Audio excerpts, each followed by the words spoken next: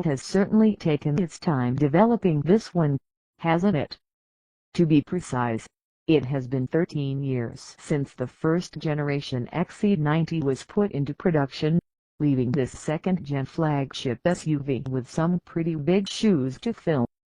If or not the new model has been able to upstage its predecessor's lasting reputation as a safe and dependable people carrier is exactly what we're here in Gothenburg, Sweden, to find out.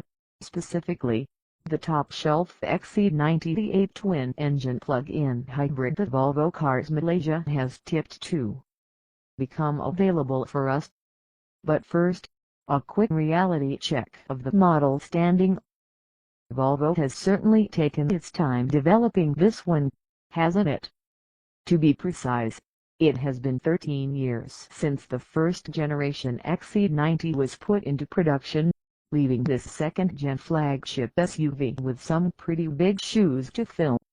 If or not the new model has been able to upstage its predecessor's lasting reputation as a safe and dependable people carrier is exactly what we're here in Gothenburg, Sweden, to find out. Specifically, the top-shelf XC90, the 8 twin-engine plug-in hybrid that Volvo Cars Malaysia has tipped to become available for us. But first, a quick reality check of the model standing.